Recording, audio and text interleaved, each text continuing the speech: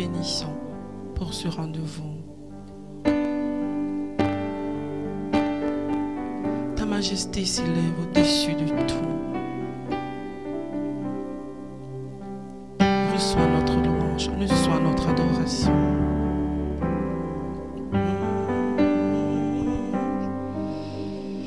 Ton nom est infiniment grand,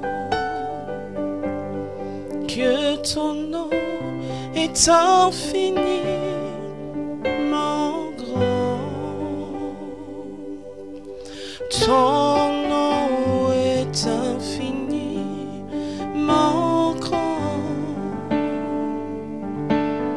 que ton nom est infiniment grand. Ta majesté s'élève au-dessus des cieux, que ton nom est infiniment grand. Ta majesté s'élève au-dessus des cieux, que ton nom est infiniment grand. Ta majesté s'élève au-dessus des cieux, que ton nom est infiniment grand. Ta majesté s'élève au-dessus des cieux, que ton nom est infiniment grand. Oh Dieu,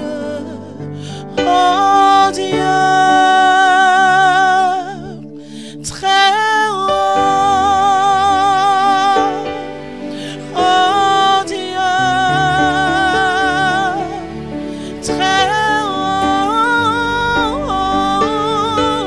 Oh Dieu, éternel. Oh Dieu, infiniment grand. Oh Dieu, très haut. Dieu, oh Dieu, très haut, Que ton nom est infiniment grand. C'est avec cette note, c'est avec cette musique que nous sommes en train d'entamer votre émission de Rendez-vous au sommet sur votre chaîne préférée Ecclesia TV, la chaîne de l'Église catholique en Côte d'Ivoire, la chaîne qui vous connecte directement au ciel. Vous êtes à Rendez-vous au sommet, votre émission de motivation, de formation au leadership chrétien et d'incitation au succès. Je suis Stéphane Marie Dulot, votre ami, frère et coach, et nous sommes ensemble pendant 52 minutes. Durant ces 52 minutes, nous allons débattre sur ce thème: comment conserver son authenticité et sa hargne de départ. Comment conserver son authenticité et sa hargne de départ. Je voudrais saluer tous ces frères et sœurs, tous ces téléspectateurs qui sont en train de nous suivre depuis le poste téléviseur, toutes ces personnes qui sont en train de nous suivre à partir de leur bureau. Vous êtes bénis, que la grâce de Dieu soit avec vous.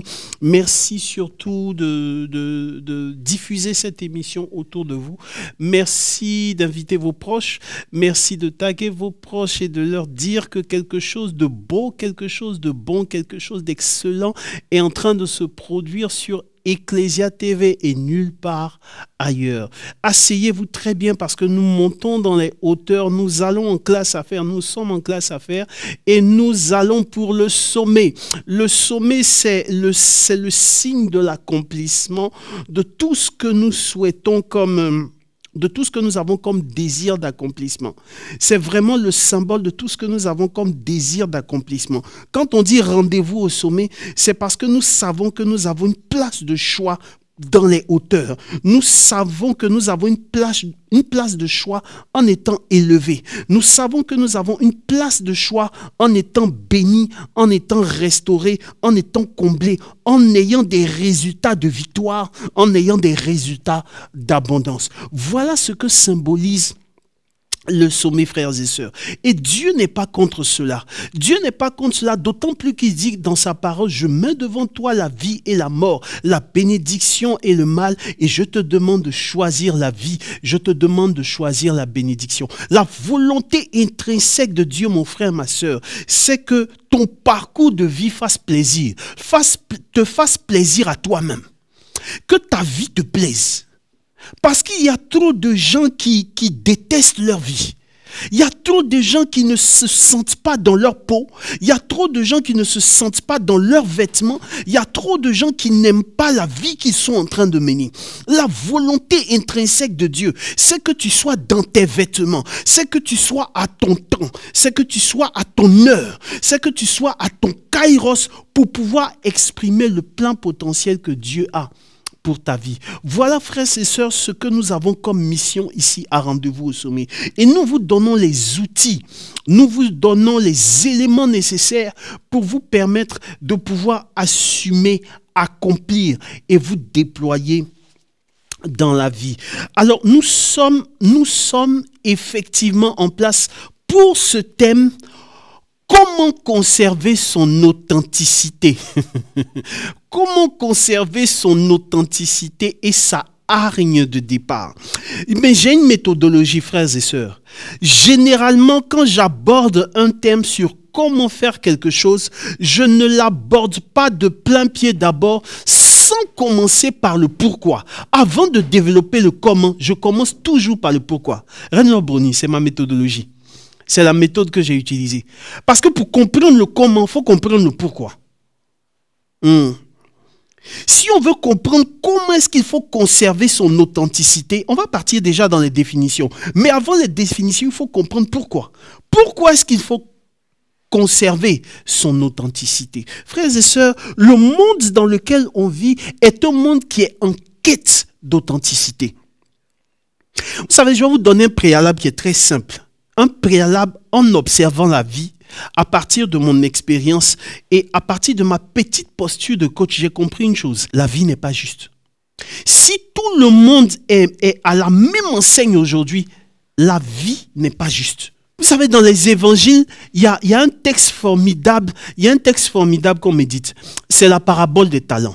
Et dans la parabole des talents, il y a un préalable que le maître donne à chacun. La Bible déclare et écrit qu'il donne à chacun selon ses capacités. En fait, la vie est designée selon nos capacités. Come on. La vie est designée selon les résultats que nous avons dépendent des capacités que nous avons au départ. La vie n'est pas juste. On ne donne pas à tout le monde les mêmes choses. Les chances ne sont pas réparties. Les mêmes chances ne sont pas réparties pour tout le monde de la même manière. Non. À chacun, il est donné selon ses capacités. Et les capacités dont parle la Bible, c'est quoi? Les capacités dont parle la Bible, c'est notre capacité à interpréter, à tourner, à retourner, à convertir des situations en opportunités. Voici ce qu'on appelle capacité. Et c'est en fonction de nos capacités que nous sommes récompensés. C'est en fonction de nos capacités que nous avons des résultats. C'est en fonction de nos capacités que nous avons une certaine position dans la vie. Je suis en train de te faire comprendre déjà dès le préalable que la position que tu occupes dans la vie là, la position que tu occupes dans la vie là dépend intrinsèquement de ton système de pensée. Dépend de ce que tu penses de ce à quoi tu penses que tu as droit. Est-ce que tu vois un peu? Dépend intrinsèquement de ce que tu crois fondamentalement. Et c'est en fonction de tes convictions intérieures que la vie prépare un plateau et te met à un certain niveau. La vie prépare un plateau et te met à un certain niveau. Vous savez, c'est un point qui est très important. Quand on comprend ce point-là, on comprend alors que la vie est stratifiée. La vie est classifiée. Tout le monde n'est pas logé à la même enseigne. Et Tout le monde n'est pas logé à la même enseigne. Tout le monde n'a pas les mêmes opportunités. Tout le monde n'a pas les mêmes chances. Tout le monde n'a pas le même appel sur sa vie. C'est pourquoi il est important pour un homme d'avoir son authenticité, de conserver son authenticité. Une chose fondamentale est de comprendre qu'en réalité, quand la vie est stratifiée, il y a un auteur formidable dans le développement personnel qui est beaucoup lu, qui s'appelle John Maxwell. À la base, il était pasteur.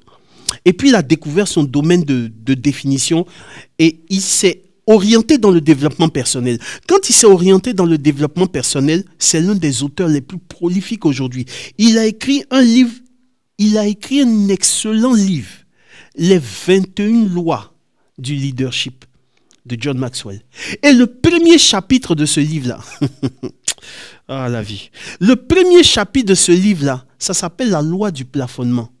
The Law of Ability, en anglais. La loi du plafonnement. La loi du plafonnement, c'est quoi?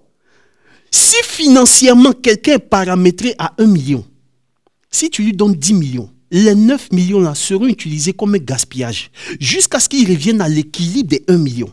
Et quand il revient à l'équilibre du million maintenant, c'est là qu'il va se mettre à réfléchir. Parce qu'il y a des gens qui sont paramétrés pour gérer 1 million, mais qui ne sont pas paramétrés pour gérer 10 millions. C'est ce que John Maxwell dit. John Maxwell dit qu'il y a des gens qui sont paramétrés pour gérer 10 personnes, une entreprise de 10 personnes. Mais quand l'entreprise grandit et que l'entreprise atteint 100, un personnel le personnel atteint un nombre de 100, ces personnes-là n'ont plus le réquisitoire, les capacités nécessaires pour gérer 100 personnes. Elles n'ont pas le leadership nécessaire pour gérer 100 personnes. La loi du plafonnement. Il y a des gens qui sont faits paramétrés pour gérer certains montants. Il y a des gens qui sont paramétrés pour gérer un certain standard. Quand vous les mettez à un standard supérieur, eux-mêmes, ils déclenchent ce qu'on appelle écoute-moi bien, ils déclenchent ce qu'on appelle l'auto-sabotage pour revenir à l'équilibre de là où ils sont paramétrés. Il y a des gens, il faut les soulever, il faut les déposer à la présidence. Ils vont se débrouiller pour revenir dans un quartier précaire. C'est pas esprit. On n'est même pas encore dans l'ordre de l'esprit. On n'est même pas encore dans l'ordre de prière, de libération, tout ça. On est simplement au niveau mental, dans la loi du paramétrage, la loi du plafonnement. Et quand on comprend cette vérité profonde, on sait que tout ce que nous avons, tout ce qui vient et part de notre vie, dépend de notre façon de penser, dépend de ce à quoi nous avons droit, dépend de nos convictions intérieures, dépend de notre système de pensée. C'est très important de comprendre que la vie n'est pas juste. Et si la vie n'est pas juste, et si à chacun il est donné une capacité, c'est pour que nous puissions conserver notre authenticité. Vous savez, je disais cela sur une radio qui m'avait invité il y a quelque temps de cela. Je disais que Brice Agossou, à l'école, on nous a mis un rang, à l'école primaire. Tu vois, non, Brice, on nous a appris à nous mettre un rang, l'un derrière l'autre.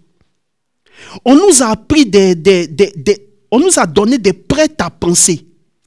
On nous a donné des choses. On nous a demandé d'apprendre, de bosser des choses. On a incrusté dans notre mémoire beaucoup de choses. Mais on ne nous a pas appris à l'école à être authentique. C'est pourquoi vous allez voir de grands diplômés qui se retrouvent sur le marché de l'emploi, mais qui manquent totalement de confiance en eux. J'écoutais un grand manager qui dit qu'il passe sa vie aujourd'hui à observer les gens. Et il voit des gens qui sont doués, des gens qui sont brillants, qui manquent de confiance en eux. Et des gens qui sont à la fois brillants, qui ont confiance en eux. Et ceux qu'on prend au-delà de la brillance, c'est ceux qui sont à la fois brillants, mais qui ont confiance en eux. Or, avoir confiance en soi, là, il n'y a pas une matière à l'école qu'on appelle confiance en soi. Il n'y a pas une matière à l'école qu'on appelle apprendre à être authentique. C'est pourquoi vous allez voir qu'en Afrique, beaucoup de gens s'orientent mal. Beaucoup de gens, ça part dès le départ. Beaucoup de gens sont mal orientés. Et lorsqu'ils arrivent sur le marché de l'emploi, lorsqu'ils arrivent à une certaine station de la vie, ils ont l'impression d'être perdus parce que leur paramétrage n'est pas designé sur l'environnement dans lequel ils opèrent. Et vous savez, il y a un point fondamental, c'est que quand vous êtes différent, on commence d'abord à vous combattre. Quand vous êtes différent, on commence à vous combattre dès le départ. Je veux dire à quelqu'un qui est en train de me suivre, s'il te plaît, conserve ton authenticité. S'il te plaît, conserve ta différence. Ce qui fait que tu vas sortir de la masse. S'il te plaît, apprends à chérir cela. Apprends à chérir ta différence. Apprends à chérir en fait ton authenticité. Parce que c'est ça qui sera ta richesse. C'est cela qui sera ta valeur ajoutée. C'est cela qui fera que quand les gens vont te chercher, ils vont te chercher en fonction des capacités, des diplômes que tu as. Mais en plus des diplômes et des capacités que tu as, il y a une authenticité intrinsèque que Dieu a posée comme signe de sa suprême intelligence sur ta vie. L'authenticité se conserve. Quand vous comprenez que votre authenticité est votre richesse, vous faites tout pour conserver votre authenticité. Je ne peux pas te dire le nombre de fois où quand je partais à l'école, on m'a dit tu es différent. Je ne peux pas te dire le nombre de fois où même quand j'étais avec mes amis de classe durant ma jeunesse, on a dû me dire tu es différent. Mais plus tard, quand je me suis retrouvé avec des amis de classe avec qui j'ai fait la 6e, il y en a un qui m'a dit, quand on te regardait à l'école à l'époque, je suis rentré en 6e dans les années, enfin, c'était au début des années 90 et j'avais autour de 10 ans. Un gamin. Mais j'avais un sens de l'observation. Vous savez, ce qu'un enfant va devenir, quand vous le regardez, vous pouvez savoir à peu près. Et cet ami de classe-là, cet ami de longue date m'a dit, il dit, quand on te regarde aujourd'hui, avec ce que tu fais sur les réseaux sociaux, avec ce que tu fais dans le coaching, on comprend que Dieu t'avait préparé depuis lors pour faire ce que tu es en train de faire. Mais tu sais, au départ, dès le départ, on m'a dit, tu es différent. Je suis en train de dire à quelqu'un, si dès maintenant, on commence à te combattre, si dès maintenant, on commence à te paramétrer, on commence à t'étiqueter comme étant quelqu'un de différent, c'est que Dieu a mis quelque chose d'extrêmement puissant sur ta vie. Conserve cela, parce que c'est cela qui fera ta richesse. Ce qu'on recherche aujourd'hui, ce sont des gens qui sont différents. Ce qu'on recherche aujourd'hui, ce sont des gens qui sont authentiques. Ce qu'on recherche aujourd'hui, ce sont des gens qui ont une plus-value. Et pour déployer une plus-value, il faut sortir de la masse. Il faut sortir de la masse. Il ne faut pas te mettre en rang. Il faut te décaler. Sors de la masse. Mets-toi au-dessus de la mêlée. Pense différemment. Les Anglais disent « think out of the box », c'est-à-dire pense en dehors de la boîte. Pendant que tout le monde pense en fonction de la boîte, toi, sors du système. Sors de la boîte et mets-toi à réfléchir différemment. Qu'est-ce qu'on peut faire différemment pour améliorer la situation? Je dis, quand tu vas apporter des idées nouvelles, au départ dans l'entreprise, au départ dans ton milieu, les gens vont dire « oh, mais toi, tu veux dire quoi? Tu es un peu arrogant. » Mais c'est ce qui est arrivé à David. Lorsque Goliath se présentait devant Israël, toute l'armée, et l'armée c'était des milliers de personnes. Comment est-ce que dans une armée, des milliers de personnes peuvent fonctionner de la même manière? Lorsque Goliath, depuis 39 jours, 40 jours, lorsque Goliath se présentait, tout le monde était effrayé, tout le monde tremblait, tout le monde se taisait. C'était tais-toi et tremble. Et il y avait des milliers d'hommes qui se taisaient et qui tremblaient. Lorsque David arrive, il ne se tait pas. 1. Il ne tremble pas. Ça fait 2. Et vous savez, la première personne qui commence à le combattre, c'est un membre de sa famille. Quand les gens n'ont pas la révélation dans certaines familles, ils tuent l'authenticité de beaucoup de leurs frères. Mais ils ne le font pas méchamment.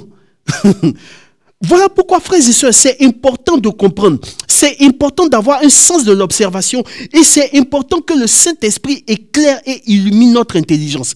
Parmi vos frères et sœurs, vous pouvez voir un qui est différent. Vous pouvez voir un qui est décalé en fait. Lui, il ne fait pas ce que tout le monde fait. Quand vous regardez quelqu'un comme ça, au lieu de le ramener forcément dans les rangs, regardez quelle est la différence, quel est le plus de lui qui peut apporter de la valeur ajoutée à la famille. Il y a trop de génies qu'on a tués dans certaines familles. Il y a trop de génies qu'on a tués dans certaines entreprises parce qu'ils apportaient des idées nouvelles. Et le vieux père qui est dans l'entreprise depuis des années dit « Mais petit, toi tu viens d'arriver. » L'Afrique c'est quelque chose. Hein? Toi tu viens d'arriver, tu as l'audace d'apporter de nouvelles idées. Nous on est là depuis. Ça n'a pas changé. Ce n'est pas toi qui vas venir changer les choses. Et toi qui apportes de nouvelles idées, c'est toi qu'on persécute. Mais je prie que le Seigneur te donne la grâce de rise. Je prie que le Seigneur te donne, le Saint-Esprit te donne la force de conserver ton authenticité parce que c'est ce qui fera ta force. Ce monde est en quête désespérée d'authenticité. Quand tu prêches, prêche comme jamais personne n'a prêché. D'ailleurs, c'est ce qu'on disait de Jésus.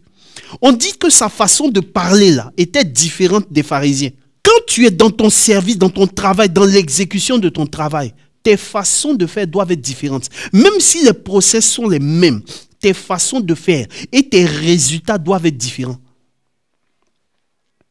Que tu sois dans le milieu du football, que tu sois dans le milieu du sport, que tu sois dans le milieu de la science, de la communication, de l'architecture, peu importe, quand tu exerce ton métier avec l'authenticité qui t'est propre. Parce que c'est la différence de toi qu'on paye en plus. S'il y a 1000 diplômés qui ont le même diplôme, pourquoi c'est toi on va choisir et on va laisser 999 personnes? C'est parce que toi tu es différent des 999. Et la différence là, c'est ce que tu es en plus. C'est ce que tu as acquis en plus. C'est la confiance en soi que tu as déployée. C'est le fait d'accepter qui tu es, ton background, ton histoire. C'est le fait de tenir droit dans tes bottes et de te dire je suis le meilleur de la pièce. Je suis le meilleur dans l'environnement. Il n'y a pas mieux que moi. Quand je rentre sur un terrain, quand je rentre dans une entreprise, quand je rentre sur un stage, sur une scène, je me dis dans ma tête que je suis le meilleur. Il n'y a pas meilleur que moi. Pas parce que je suis en compétition avec quelqu'un, mais parce que je sais et j'ai confiance en moi. Je sais que Dieu fera le meilleur et il accomplira le meilleur avec moi. Frères et sœurs, voilà l'état d'esprit de quelqu'un qui désire accomplir des exploits. Maintenant que nous avons compris le pourquoi, est-ce qu'il faut être authentique? Comment être authentique? Comment conserver son authenticité? Parce que je me suis rendu compte d'une chose, frères et sœurs. Je me suis rendu compte qu'au fil du temps, vous allez voir des gens qui se refroidissent. Vous prenez des gens, ils sont fougueux au départ. Des années après, quand vous leur demandez, quand vous leur regardez, ils sont refroidis. Vous prenez des amoureux, ils ne font même pas 5 minutes sans se parler. Des années après, quand vous entendez comment ils parlent de leur conjoint, vous êtes dépassé. Et à la fois, mais vous vous demandez, mais comment est-ce qu'on peut passer du tout au rien comme ça? Comment est-ce qu'on peut être à la fois autant motivé, autant engagé? Comment est-ce qu'on peut avoir autant de motivation au départ et puis quelques années après, s'étioler? Laisser la lumière intérieure s'éteindre, devenir fade, devenir tiède. La parole de Dieu déclare, si tu n'es ni chaud, ni froid, je te vomirai. Ce que Dieu veut, c'est que nous gardions notre authenticité, c'est que nous gardions notre flamme, c'est que nous gardions notre authenticité de départ. Vous prenez des gens qui étaient convaincus quand ils s'engageaient sur des paroisses. Ah, on va apporter de nouvelles choses. On va apporter du changement dans la paroisse. Vous les prenez 6 mois après, 2 ans après, 5 ans après. Quand vous les entendez parler, vous-même, vous êtes un peu... Il y a quelque chose qui se passe. Parce que, en fait, je vais te dire la vérité. Le charme de la vie, c'est de rabaisser notre niveau. Le charme de la vie, c'est de rabaisser, en fait, nos intentions, nos standards. Le charme de la vie, c'est de nous rendre tièdes. Le charme de la vie, c'est que nous puissions baisser nos standards au fur et à mesure, jusqu'à ce qu'on ne rêve plus. Ça, c'est le charme de la vie. Ouais. La vie a ce charme-là de descendre, de rabaisser nos standards. C'est pourquoi il faut se battre pour conserver son authenticité de départ. Si vous êtes dans une relation, dans un mariage, il faut se battre pour conserver le sentiment qu'on avait au départ. Sinon, la vie va étioler ce que vous ressentez. Les soucis du quotidien, les défis du quotidien, le train-train quotidien, les factures chaque fin de mois viennent. Et quand on rentre dans la routine, à un moment donné, on ne rêve plus. Et ça, c'est le père Thibault qui disait le samedi dernier, j'étais avec lui. Il dit, aujourd'hui, on est dans un monde où on ne s'émerveille plus. En fait, le remède à la jalousie, là, c'est l'émerveillement. Le remède à l'authenticité, à la stabilité, par rapport à l'intention qu'on avait au départ, c'est en fait l'admiration. Le fait de pouvoir admirer même les petites choses qu'on reçoit. Le fait d'avoir un cœur d'enfant pour dire, ah, mais aujourd'hui je te regarde et je sais que tu es une belle personne. Je sais que Dieu m'a béni en te mettant à côté de moi. Je sais que je suis gracié par la vie en travaillant dans cette entreprise. Je suis émerveillé par le poste que j'occupe. Je suis émerveillé par le bureau que j'occupe. Je suis émerveillé par le patron que j'ai. Il y a combien de travailleurs qui sont émerveillés aujourd'hui? Il y a combien de conjoints dans leur mariage qui après des années continuent d'être émerveillés? Il y a combien de personnes dans l'œuvre de Dieu qui continuent d'être émerveillées, qui se disent c'est un privilège d'être associé à la mission du Seigneur? Il y en a combien? Tu sais mon frère, ma soeur, si tu ne t'émerveilles pas, tu finiras frustré. Et après la frustration, c'est la jalousie qui rentre. C'est pas moi qui le dis, c'est le père Thibault le samedi dernier qui disait. Et il disait cela pourquoi? En prenant l'histoire de la femme qui est venue essuyer les pieds de Jésus avec ses cheveux. Elle a accompli une folie d'amour. Et devant la folie d'amour qu'elle a accomplie, il y a un homme qui s'est mis à calculer. Vous savez, quand on n'est plus émerveillé, on tombe dans les calculs. Vous voyez des gens qui ont une calculatrice maintenant à la place de leur cœur, à la place de l'esprit.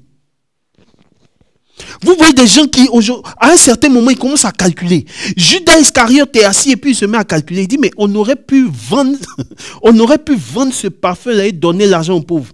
En réalité, c'est même pas parce qu'il pensait aux pauvres. C'est parce qu'il pensait à lui-même.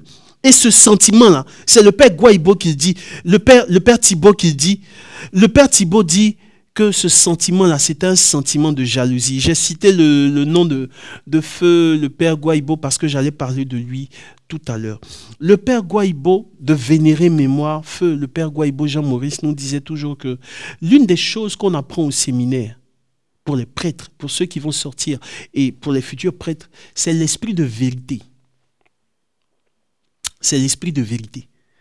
Un homme authentique, pour conserver son authenticité, il faut être une personne de vérité. Il faut être une personne droite. Quand c'est oui, il faut dire que c'est oui. Quand c'est non, il faut dire que c'est non. Vous savez, dans la science des affaires, dans la science des relations en affaires, il y a une chose.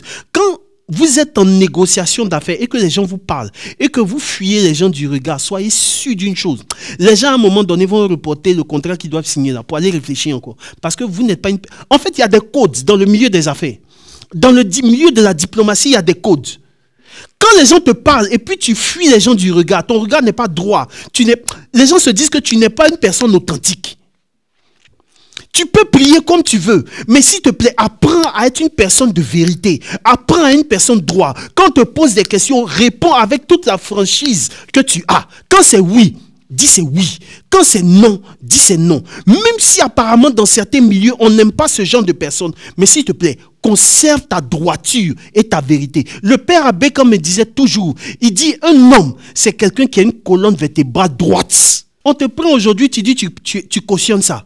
Demain, on te prend, tu dis non, non, non, non. Vous savez, la première des choses que Dieu a corrigé en Pierre, c'était le fait d'être un roseau. C'était le fait de dire oui aujourd'hui, et puis à midi, il dit non, je n'ai pas dit ça. C'est la prime, et Dieu a pris 3 ans pour corriger ça dans sa vie. Parce que c'est une fragilité. C'est une fragilité qui peut freiner la destinée de quelqu'un. Quand quelqu'un n'est pas droit, quand quelqu'un n'a pas une colonne vertébrale solide, quand on ne connaît pas réellement tes intentions, on ne sait pas réellement tes positions, on a du mal à te situer, tu es avec ou contre, on ne sait pas réellement, mon frère, ma soeur, apprends à être droit. Sois une personne droite. Quand tu ne veux pas te mêler de certaines choses, tu ne veux pas rentrer dans les compromissions, quand les gens viennent te soumettre, mon frère, ma soeur, ça là, je ne fais pas. Non, non, non, je ne fais pas ça. Et puis quand tu l'as dit. Ce genre de personnes-là sont admirées même dans les palais des rois. Parce qu'on sait qu'on peut compter sur toi. On sait que quand tu n'es pas d'accord avec quelque chose, on sait que tu as du caractère nécessaire pour dire non. En réalité, les gens qui ont peur de dire non, ou les gens qui ont une position floue, sont des gens qui n'ont pas de caractère. Ce sont des gens qui font des choses pour faire plaisir aux gens. Si. Ce sont des gens qui font des choses pour faire plaisir aux gens. Ils acceptent les choses pour faire plaisir aux gens. Sois une personne droite. Sois une personne authentique. Sois une personne de vérité. Quand tu crois en quelque chose, crois en cela. Quand tu ne crois pas en quelque chose, ne crois pas en cela. Mais laisse les gens, s'il te plaît, savoir comment est-ce qu'il faut te situer. C'est la première des choses pour avoir un esprit authentique. Quand tu crois en quelque chose, sois engagé à 100%. Quand je commençais la conférence de ressourcement des leaders, les gens étaient toujours étonnés. Parce que quand on finit une conférence, dès le soir même à 18 h, quand je rentre à la maison, je prends le direct sur lequel que Brice Agossou émettait. Je prends le direct, je connecte ça directement à ma télévision et puis je peux regarder le direct de bout en bout. Les gens me disent, mais déconnecte-toi. Je n'ai pas le temps de me déconnecter parce que je regardais automatiquement les failles dans l'organisation qu'il avait. Et puis j'étais à la prochaine conférence. En fait, quand à un moment donné, la vision te consume, tu n'as pas le temps de te reposer. Quand à un moment donné, la vision te consume, tu n'as pas le temps de faire un pas en avant, deux pas en arrière. Non, tu es engagé à 100%. Tu es engagé à 1000% parce que tu sais que tu es dans ton bon couloir. Sois une personne authentique. Sois une personne vraie. Sois une personne qui dit ce qu'elle pense. Et moi, c'est ce qui me plaît chez les Blancs. Quand tu arrives chez les Blancs, le monsieur ne croit pas en ce que tu dis. Il va te dire clairement qu'il croit pas en cela. Maintenant, comment tu vas prendre la chose là? Ça dépend de toi. Mais lui t'a dit. Sois une personne authentique et une personne vraie. L'esprit de vérité est un esprit qui va te pousser à rechercher toujours la vérité. La droiture dans les relations. Quelque chose n'est pas conforme à la norme. Ce n'est pas conforme à la norme ce qu'on est en train de faire. Et si à un moment donné, les gens persistent dans leur mensonge, tu te retires. Parce que tu ne crois pas en ce qu'ils font. Tu crois en la parole de Dieu, tu crois en la droiture, tu crois dans la loyauté. Vous savez, le chauffeur personnel du président Houphouët-Boigny, je l'ai lu dernièrement, il y a quelques jours, le monsieur était chauffeur d'Houphouët de 1959 jusqu'à 1993. Il est passé jusqu'à 1995, il a conduit le président suivant et à partir de 1995, il a demandé une retraite. Je ne sais pas si vous voyez un peu. De 1959 jusqu'à 1995, le monsieur était dans l'intimité directe des chefs d'État.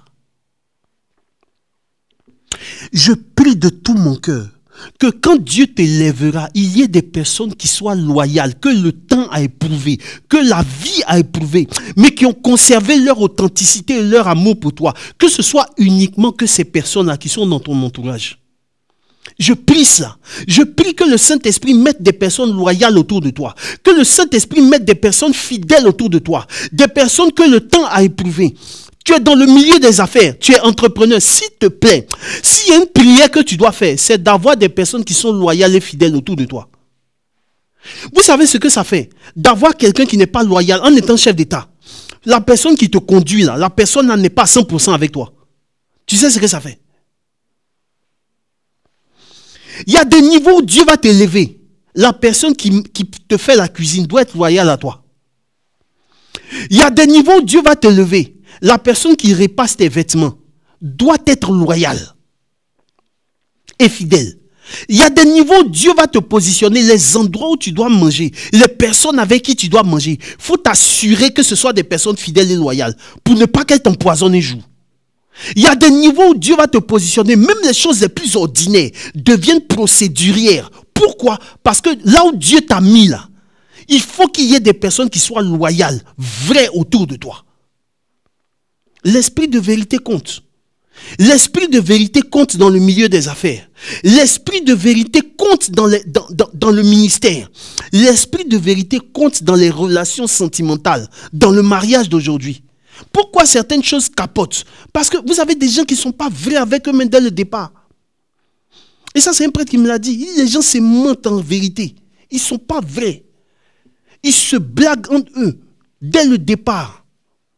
Et arrivé devant, ils voient qu'en réalité, ils ne peuvent pas supporter. Ils ont pris des engagements qu'ils ne peuvent pas tenir sur la durée. Et quand c'est comme ça, la première porte de sortie, c'est ce que vous savez. Que le Seigneur nous permette d'avoir des esprits vrais au nom puissant de Jésus de Nazareth.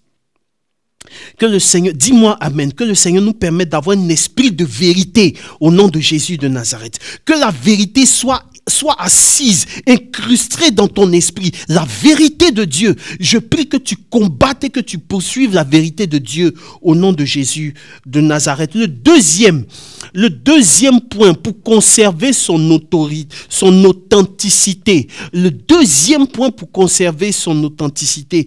Eh bien, frères et sœurs, le deuxième point pour conserver son authenticité, c'est de croire en la valeur du travail. C'est de croire en la valeur du sacrifice et du travail. Croire en la valeur du sacrifice et du travail. Je vous ai dit dans le préalable de cet enseignement-là que la vie n'est pas juste. Et il y a des niveaux pour atteindre là. Il y a des niveaux qu'il faut atteindre uniquement que quand on sacrifie sur l'autel du travail, uniquement que quand on sacrifie sur l'autel de l'effort, uniquement que quand on sacrifie sur l'autel d'un effort continu. Ce n'est pas juste un effort d'aujourd'hui et qu'on laisse, mais un effort sur la durée. Vous savez, j'ai un frère qui s'est retrouvé en Corée du Sud. Il m'a dit une chose, dans la plupart des choses qu'il a eu à dire, il m'a dit une chose.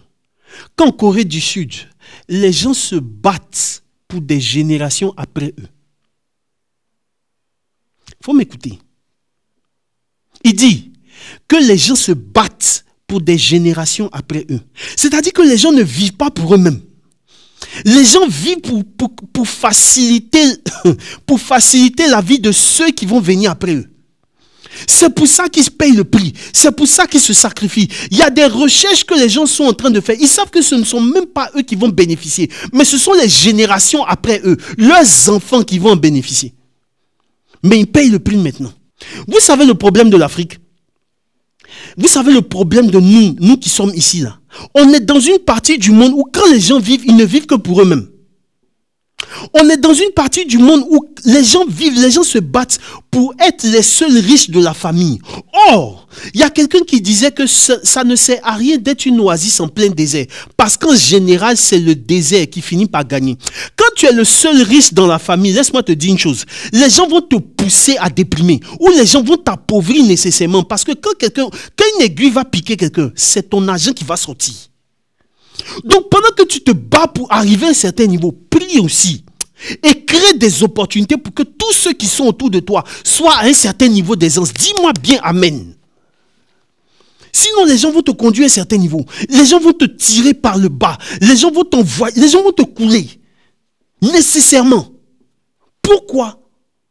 Parce qu'à un certain moment, les gens ne sacrifient pas sur l'autel du travail.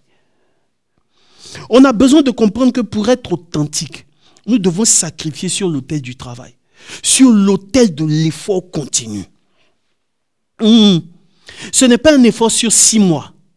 Je ne fais pas des choses sur 6 mois. Ce qu'on est en train de faire là, c'est sur la durée. Parce que la vie est une course de fond. C'est sur la durée. Et comme c'est sur la durée, je prépare mon mindset. Je prépare mon mindset pour gagner la couronne de fin. Et quand je gagne la couronne de fin, mes enfants n'ont plus à payer certains prix que j'ai déjà payés. Vous savez, il y a des gens aujourd'hui qui vivent certaines facilités parce qu'au-dessus de certains parents ont déjà payé le prix. Je prie que le Seigneur te donne la sagesse. Je prie que le Seigneur te donne sa lumière pour pouvoir poser les actions qu'il faut pour épargner à tes enfants certaines batailles. Dis-moi sérieusement amen. Je prie que le Seigneur mette dans ton esprit une sagesse économique et financière, qu'il mette dans ton esprit une sagesse de vie qui permettra à tes enfants de ne pas mener les batailles que tu es en train de mener. Que la grâce de Dieu nous donne la capacité de pouvoir sacrifier sur l'autel du travail, de pouvoir sacrifier sur l'autel de l'effort continu. Quand des gens commencent à dire, quand tu commences à t'habituer à un certain niveau d'effort, tu sais que tu dois rentrer encore dans l'ombre. Tu sais que tu ne dois pas t'habituer à un certain confort, parce que le confort d'aujourd'hui est l'ennemi de ta performance de demain. Le confort d'aujourd'hui est l'ennemi de ta performance de demain. Donc, tu dois te séparer de certaines choses parce que tu dois monter encore. Tu dois aller en eau profonde. Tu dois aller encore plus haut. Tu dois aller au sommet. Tu dois monter. Et quand tu montes, tu ne t'appropries pas ou tu ne t'associes pas de certaines choses. Ah, j'aime les gens qui ont toujours la soif de travailler. Vous voyez des gens qui sont à un certain niveau financier. Vous voyez des gens qui sont à un certain niveau économique. Vous voyez des gens qui sont à un niveau économique et financier, mais qui continuent de lire, qui continuent d'apprendre. Je me rappelle du CEO, du PDG d'une grande chaîne d'hôtels. Cette chaîne d'hôtels-là même est ici à Abidjan. C'est une chaîne d'hôtels 4 étoiles. Et le monsieur disait que jusqu'à son âge aujourd'hui, quand il y a des séminaires ou quand il y a des formations en ligne qui l'intéressent, le monsieur se connecte et puis participe à ces formations. Le monsieur est milliardaire. Je n'ai pas dit qu'il est millionnaire, il est multimilliardaire. Mais il dit qu'il continue de se former. On m'a parlé d'un ministre. Quand il n'a plus été ministre parce qu'ils ont refait le gouvernement, que son nom n'était plus dans le gouvernement, la première chose que ce monsieur a eu à faire, c'est de retourner à l'école pour aller se faire former. On m'a parlé d'un monsieur. Sa bibliothèque fait plusieurs millions. Le monsieur bosse. Le monsieur continue d'étudier. Le monsieur a toujours une soif d'apprendre. Le monsieur a l'humilité d'apprendre des autres. Pourquoi? Parce qu'il sait que plus tu montes dans les hauteurs, il y a une vérité que tu dois comprendre. C'est que tu ne sais pas tout. C'est que tu ne comprends pas tout. Et tu peux t'enrichir de l'expérience de l'autre. Tu peux t'enrichir de la sagesse de l'autre. Pourquoi est-ce que ce sont les gens qui sont en bas qui se disent qu'ils ont fini d'apprendre? Quand tu te dis que tu as fini d'apprendre, c'est là que tu vas rester. Parce que la vie n'est pas juste. La loi du plafonnement va te maintenir là où tu te dis que tu as fini d'apprendre. Que le Seigneur mette dans ton esprit, dans ton cœur, que le Seigneur mette dans ton esprit la soif de continuer à apprendre, la soif de continuer à monter, la soif de continuer à aller encore et encore en eau profonde pour la gloire de son nom. Dis-moi bien, amen. Frères et sœurs, ce sont des points très importants. Conserver son authenticité nous permet de pouvoir être stabilisé. Vous n'imaginez pas les récompenses qu'un homme peut avoir quand il est authentique. Joseph avait fait un rêve. Et c'est sur ça que je termine. Il était jeune. Et dans la folie, dans la naïveté de son âge, il réunit tous ses frères et sœurs ainsi que ses parents et il leur explique son rêve. Il est rabroué même par son père, Jacob, qui lui dit, mais est-ce que tu penses que moi et ta mère, ainsi que tes frères, nous allons nous mettre à genoux devant toi? L'affaire continue, mais en réalité, l'affaire ne s'est pas terminée dans le cœur de ses frères. Parce que à partir de ce rêve, les frères de Joseph commencent à comprendre qu'il faut mettre un terme à ce monsieur, au parcours de ce monsieur. Il faut mettre un terme au rêve de ce gamin qui ne fait qu'importuner les gens avec ses rêves, avec ses visions et tout cela. Il planifie même de le mettre à mort, mais sur conseil de Ruben, ils vont le mettre dans un puits. Et quand ils le sortent du puits, qu'est-ce qui va se passer? On le vend à des Ismaélites. On le vend à des Ismaélites qui partent en Égypte. Et pendant que ses frères finissent de le vendre, ils retournent vers leur père. Ils disent à leur père, il y a un animal qui a tué ton fils. Voici le manteau qui a été trempé dans du sang. Et le lendemain, chacun retournait avec sa daba et sa machette au travail.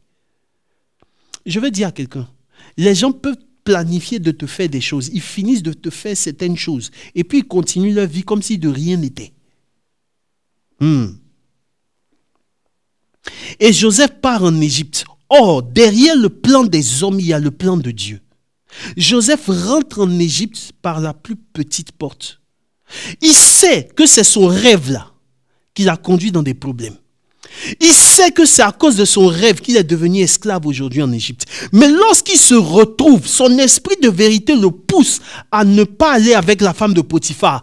Et pour cela, il est sanctionné. Mais quand il se retrouve en prison et qu'il voit ses co-détenus qui ont la mine triste, Joseph ne s'empêche pas de pouvoir interpréter à nouveau des rêves.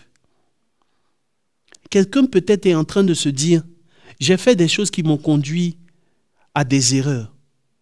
Quelqu'un peut-être est en train de se dire, j'ai fait certaines choses qui n'ont pas fonctionné pour moi. Là où tu as échoué, là où tu as été humilié, là où tu as été rabaissé à cause de ton authenticité, à cause de l'esprit de vérité que tu avais, là où tu t'es dit que Dieu allait faire il manque quelque chose.